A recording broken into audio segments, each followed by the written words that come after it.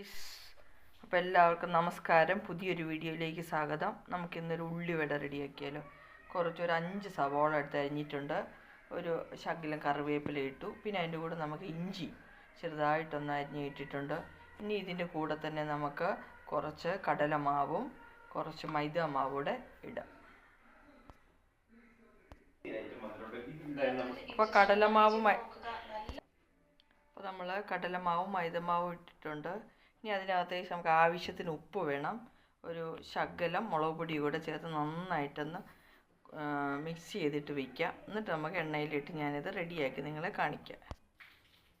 അപ്പോൾ ഗൈസ്, മുളക് പൊടിയും ഉപ്പും കൂടെ ചേർത്തിട്ടുണ്ടെങ്കിൽ നമുക്ക് ഇളക്കി റെഡിയാക്കാം.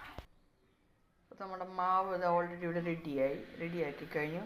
ഇനി എണ്ണ ചൂടായിട്ടുണ്ട്. ഇനി അതിലേക്ക് നമുക്ക് ഇത് ഓരോന്ന് കുറേശ്ശെ കയ്യിലെടുത്ത് നമുക്ക് പരത്തി അതിലേക്ക് ഇടാം.